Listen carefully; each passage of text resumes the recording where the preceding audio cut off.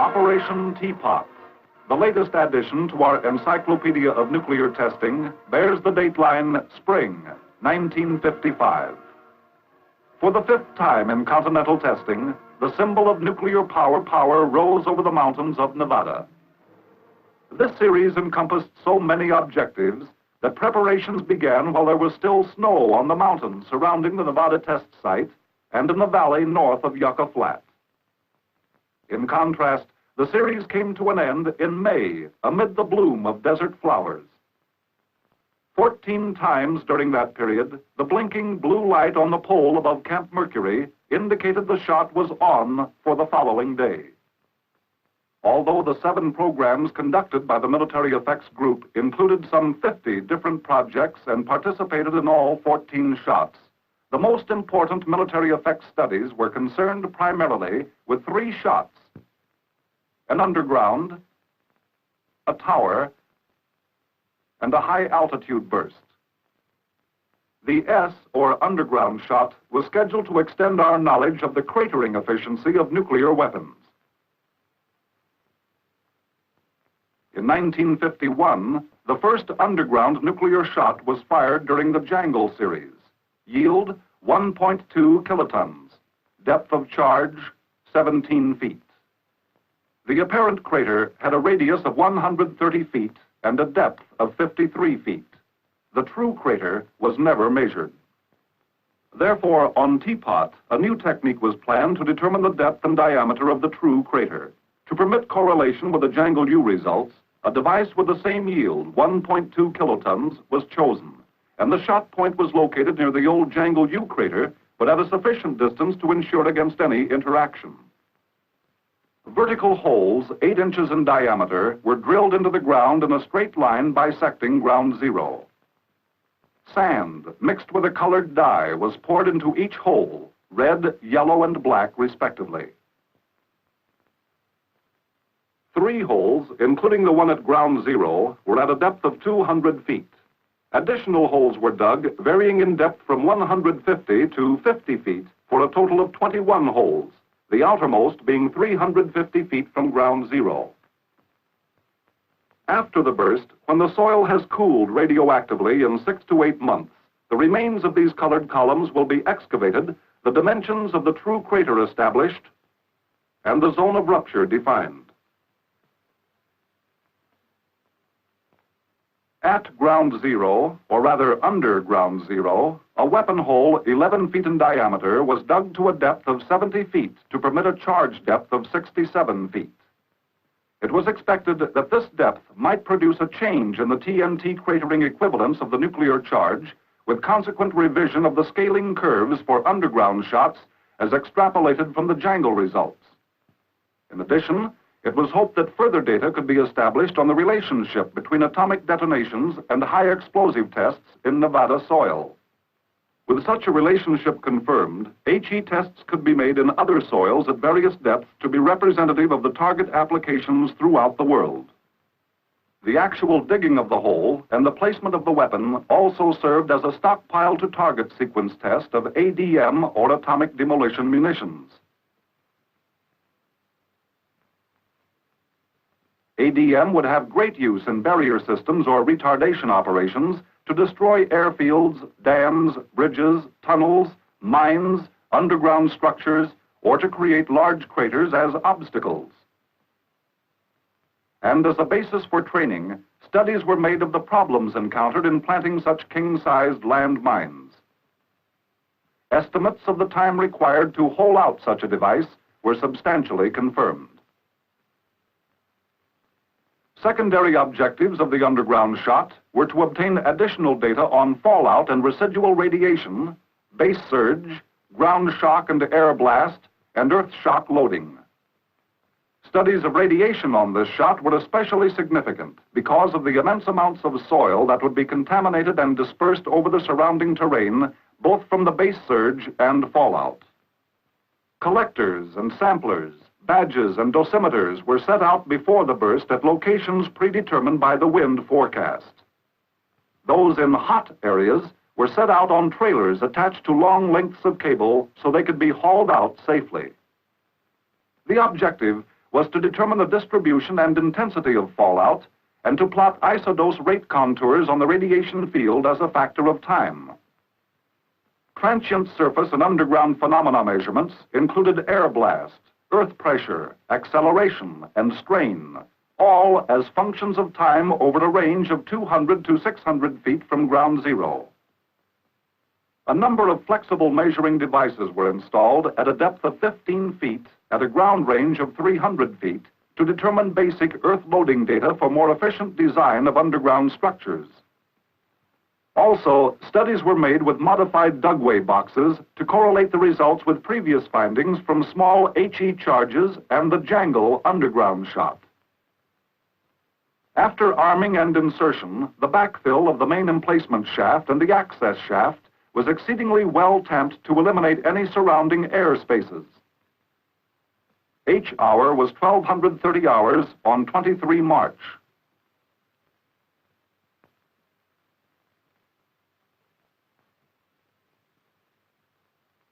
As expected, the base surge phenomenon was clearly visible. The throwout reached a height of 700 feet and a maximum diameter of 1,300 yards. The diameter of the base surge extended beyond 1,760 yards and definitely carried radioactivity of high intensity in the upwind and crosswind directions. Time of arrival data downwind from ground zero show that the fallout traveled at about 2 miles per hour ground speed. Cloud growth studies indicated a maximum height of 10,500 feet at 10 minutes after detonation. Radiation surveys were made by lowering an instrument from a helicopter over the crater at H+1 hour and 40 minutes. Calculations indicated that the dose rate had been 6,000 Roentgens per hour at H+1 hour, just inside the crater lip and extending out to 150 feet on all sides of the crater. 90% of the activity on the crater lip was in the first 12 inches of depth. In general, good correlation was noted between the gamma field intensities as predicted from HE and nuclear data and the observed intensities. Using the T to the -1.2 decay factor, a plot of distribution and intensity of fallout at H+1 hour showed almost a tenth of a square mile enclosed by the 3,000 Roentgens per hour line, almost half a square mile at 500 Roentgens per hour, and about 1 1/4 square miles at 100 Roentgens per hour. The 20 Roentgens per hour area reached about 4 miles downwind. Samples of the soil in the fallout area, analyzed by a scintillation spectrometer, revealed that the residual gamma spectra were predominantly those of fission products with small amounts of neutron-induced activities in manganese-56 and sodium-24. Since ground personnel might be required to pass through or occupy an area in which there is fallout, a study was made of the nature of the radiation hazard. Human phantoms were set out in radioactive areas. Some in prone positions, some in standing positions, and some in areas that had been brushed superficially to determine the value of such a simple precaution. Results indicate that the surface dose from soft gamma or beta radiation in many cases was 20 times the average internal dose for a man lying prone, but that brushing the ground reduced this factor by 50%. Data from instrumentation on earth shock revealed that while inputs were lower than expected, nevertheless satisfactory measurements were obtained on transient surface and underground phenomena. Aerial mapping techniques were used to measure the apparent crater for comparison at a later date with dimensions of the true crater. From aerial stereographs, the depth of the apparent crater was computed at 90 feet, the maximum lip height at 19 feet, and the radius at 146 feet. The radius was less than expected. These results indicate that the charge depth does not appreciably increase crater radius, although the volume of material displaced is greater. An analysis of the data from the Jangle and the Teapot underground shots of identical yield leads to the conclusion that there is no significant change in cratering TNT efficiency over the range of charge depths from 17 to 67 feet for a yield of 1.2 kilotons. South of the underground testing area is Yucca Flat, location of Hornet, a 300-foot tower shot. Although Hornet was a development shot, a military effects study was made to evaluate the attenuating factor of a ground smoke screen against thermal radiation. As expected, it was found that a 75 to 90% attenuation resulted in areas where the fog oil smoke was heaviest. Out on Frenchman Flat, however, the Teapot schedule called for the most extensive military effects test of the series, coded as the Met shot. A tower shot of 28 kilotons expected yield, 400 feet above the dry lake, Met involved the greatest number of projects in two important objectives. First, destructive loads on aircraft in flight, wherein 3 drone jet aircraft were timed to be directly above ground zero at shock arrival time. And second, a study of the behavior of blast waves along different types of ground surfaces, particularly to obtain more information about precursor phenomena. Several low nuclear bursts on prior Nevada tests had revealed the existence of a precursor or non-ideal blast wave that preceded the main shock front. Shot 10 of Upshot Knothole formed such a wave, and drag-type targets were damaged much more heavily than by similar overpressures from Shot 9, which had an ideal waveform. For example, on Upshot Knothole, jeeps were exposed in both Shots 9 and 10 to overpressures of approximately 9 psi. On Shot 9, only moderate damage. On Shot 10, a low burst, the damage was extremely severe, in many cases completely demolishing the vehicles at the same overpressure that produced moderate damage on Shot 9, a high burst. Dynamic pressures were much higher for the low burst, which produced a dust-laden precursor blast wave. Was dust an important factor? Did the precursor increase the damage effectiveness of a low burst? Would a low precursor-forming burst be more effective than a surface burst? What effect did the characteristics of the ground surface have on the effects of a low burst? Answers to these questions were important objectives of the Met shot. The area layout of Met called for 3 types of surfaces: the desert, or dusty precursor-forming surface, the asphalt, or non-dusty precursor-forming surface, which would absorb thermal radiation, the water, or non-dusty, non-precursor-forming surface, which would reflect thermal radiation. North of the tower was the water blast line, a shallow artificial lake 800 feet wide and 3,000 feet long, which was flooded with several inches of water just before H hour. Towards the south was the asphalt blast line, a smooth surface rolled flat upon the ground and also 800 by 3,000 feet in dimensions. To the west, the usual normally dusty desert surface of Frenchman Flat. Much of the instrumentation was duplicated along all 3 lines in order to correlate the results. Pitot tubes to measure the dynamic pressures. Pitch gauges to determine the vertical change in direction of particle motion versus time and distance. Snob gauges to measure the dynamic pressure of the air alone in the presence of dust. Density gauges to measure the density of air and dust, and to determine blast effects on objects of varying shapes. Spheres, cylinders, and force plates were set up at instrument stations. Throughout the Met test area, each instrument was ready to catch a specific clue that would aid in solving the problem of the precursor. What was the quantity and size of the dust particles carried by the shock wave? Dust samplers and beta densitometers would get the answers. Along the 3 blast lines, jeeps, as drag-type targets sensitive to dust loading, were parked at various orientations at predetermined distances from ground zero. Likewise, drag-type structural elements and simple shapes were positioned. Some were concrete cubicles with instrumentation mounted on them. Some were old upshot knothole structures, such as the bridge members and trusses, water tanks of welded and riveted construction, and several of the existing test structures. Some structures were covered with 3 feet of earth to evaluate such protection from a blast wave estimated at 17 psi overpressure and 120 psi dynamic pressure. A special study of the effects of positive phase duration was begun on this shot. 2 sets of buildings were erected of steel frames with 2 different types of wall paneling. Theory predicts that as positive phase duration is increased, the peak pressure required to cause a given level of damage is decreased for certain target types. In order to obtain positive phase durations differing by as much as 10:1, 2 shots are required for this study, one with a nominal yield in the kiloton range and the second in the megaton range.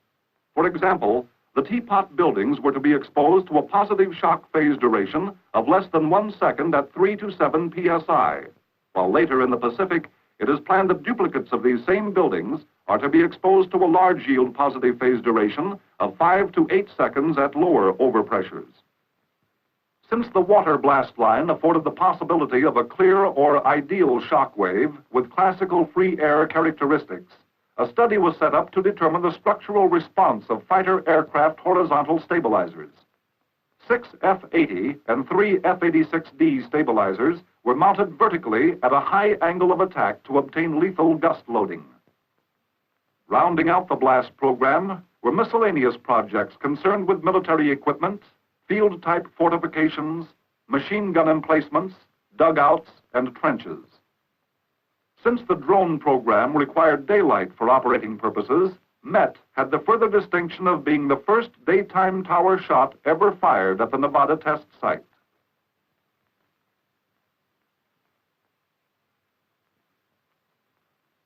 While the expected yield was 28 kilotons, radiochemical analysis indicated a yield closer to 22 kilotons.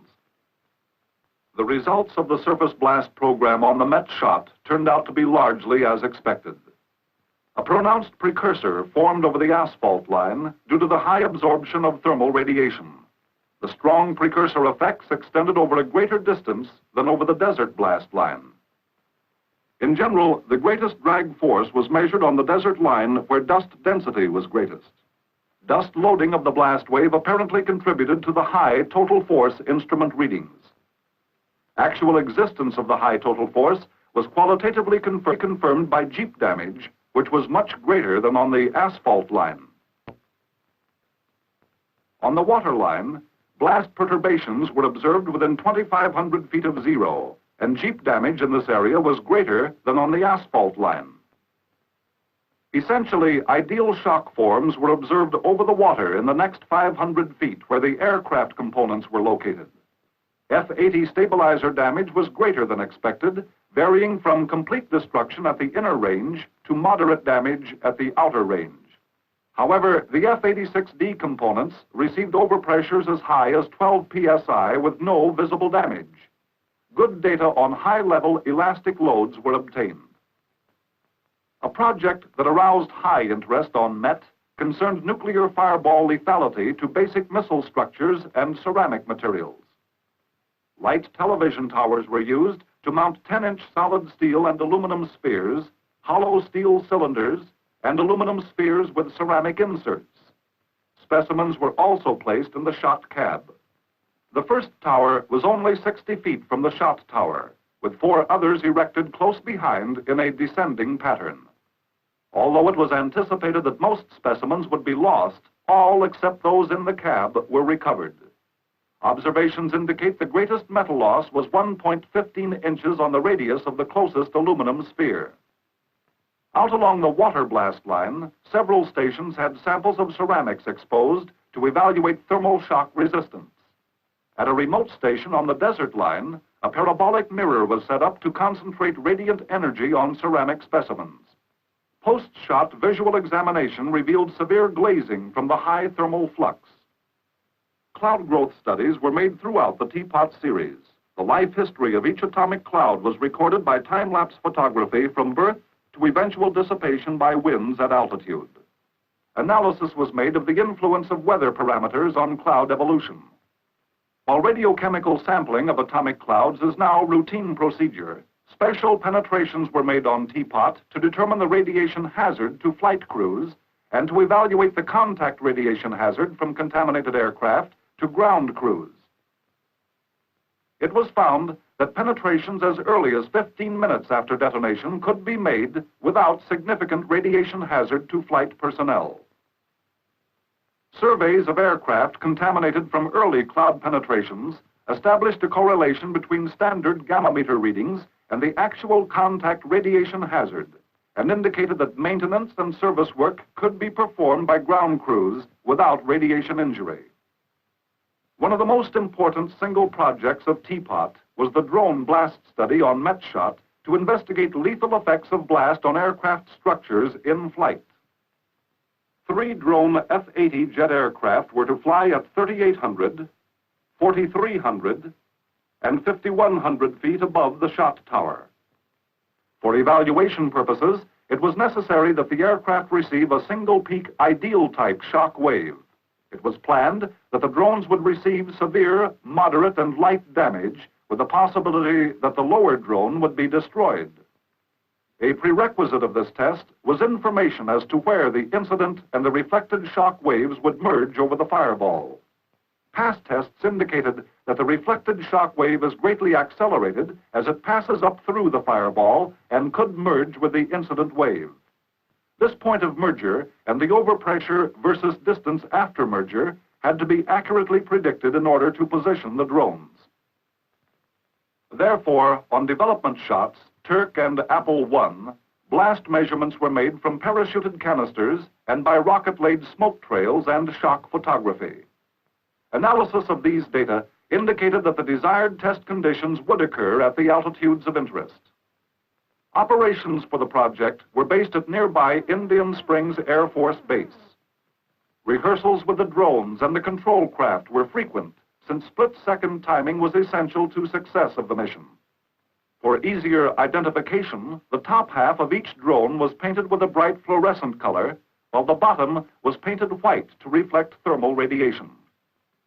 Each drone was completely instrumented for input and structural response data, which were necessary for empirical correlation with analytical prediction of loading and response parameters.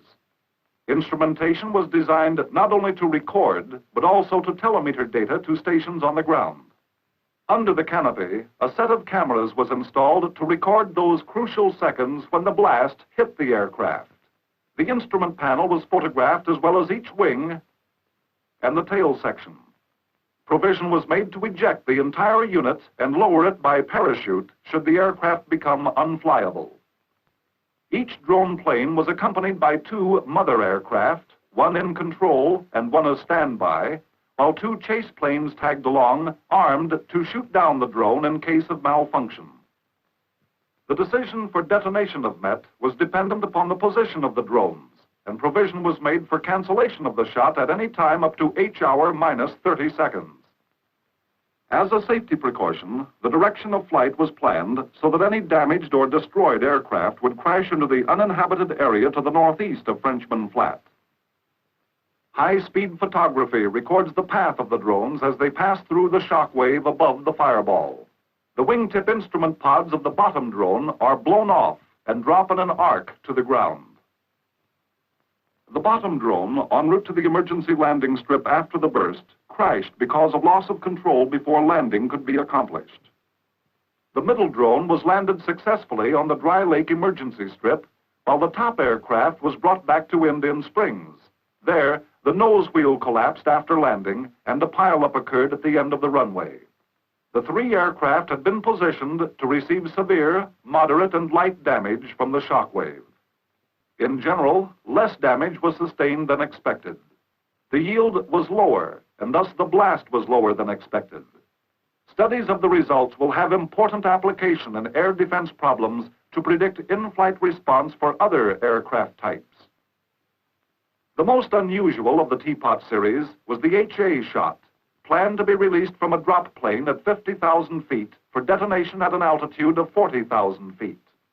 Never before had an atomic bomb been detonated at such a high altitude, nor was it easy to erect a blast line in the sky on which to attach instrumentation. The objective was to determine the magnitude of the basic effects, blast, thermal, and nuclear radiation, in a rarefied atmosphere in order to facilitate progress of the air defense program. These data, along with diagnostic type data, would be of great value in analytical studies and extrapolations of weapons effects to altitudes of 100 to 150,000 feet. The low-altitude device, WASP Prime, was airdropped to burst at 800 feet above terrain, or about 5,000 feet above mean sea level, and the effects and yield were measured. Predictions for the high-altitude burst indicated a slight increase in the lethal radius of thermal radiation, a small decrease in the radius of lethal blast, and a significant increase in that of nuclear radiation. For the HA shot, 8 jet aircraft were to lay smoke trails in horizontal rows 400 feet apart and 2,000 feet above the estimated point of burst. Photography, recording shockwave movement relative to the smoke grid background, would determine free air peak pressures versus distance. Then, the dropped plane would release the weapon, followed by a cluster of smoke grenades, which would be photographed to determine arrival time and particle velocity as a function of time. A string of parachuted canisters would be released next to form an aerial blast line to record effects data and to telemeter pressure information to stations on the ground. Operations base for this project was again the Indian Springs Air Force Base. The instrumentation loaded into the canisters consisted of threshold and fission detectors to measure neutron flux, pressure gauges to measure overpressure, and film badges and dosimeters which were fastened to the inner circumference of the canisters to record total dose of radiation. It was anticipated that the pressure range would extend from 10 psi to 1/2 psi and radiation from 40,000 rem, or Röntgen equivalent man, down to 25 rem. Some thermal effects instrumentation was also carried by the drop plane. HA was scheduled as a daytime burst. Burst 0 was a point about 6 miles high above Yucca Flat and several miles north of the control point. Some blast and thermal measurements were to be recorded by instrumentation on the ground. Total thermal energy, total irradiance, and spectral distribution versus time were obtained from calorimeters, bolometers, and spectrometers. Camera stations were located at selected ground points to obtain high-resolution photography of smoke trails to determine free air peak pressures versus time and distance, and to determine effects of rarefied atmosphere on shock pressure. It was essential to have an absolutely clear sky with wind speeds at all altitudes below a certain maximum. From the ground, the drop plane was almost invisible to the naked eye. An engine failure resulted in the use of a previously established alternate release altitude of 46,000 feet, giving a burst height of 37,000 feet above sea level. An important factor contributing to the success of this shot was the Air Force capability to make successful cloud penetrations at extremely high altitudes to obtain samples for radiochemical analysis. The radiochemical yield for HA was 3.1 kilotons. Studies of the two shots indicated that there is no significant change in the partition of energy at 37,000 feet. However, a one-to-one comparison of the weapon effects for the two shots, with a significant variable being the change in ambient atmosphere, indicates that the aircraft kill radius for thermal radiation was slightly less on the high-altitude shot, while that of blast was essentially the same. For nuclear radiation, however, the immediately incapacitating and quickly lethal level of 5,000 Röntgens had a radius of 2,350 feet for the low-altitude shot against 4,700 feet for the high-altitude shot, an increase of 100%. The great increase in the lethal volume of nuclear radiation is the most significant effect of a high-altitude detonation as applied to air defense against manned aircraft. A summary of military effects studies during Operation Teapot indicates that while important investigations were made of surface and underground parameters, the greatest emphasis was placed on the potential use of atomic warheads against hostile aircraft and missiles. Vital data were obtained on the effects of nuclear detonation at high altitudes and the lethal effects of blast on aircraft in flight, problems of the utmost concern to the present and future air defense of this country. Operation Teapot now takes its place as a significant contribution to our ever-growing encyclopedia of atomic weapon research.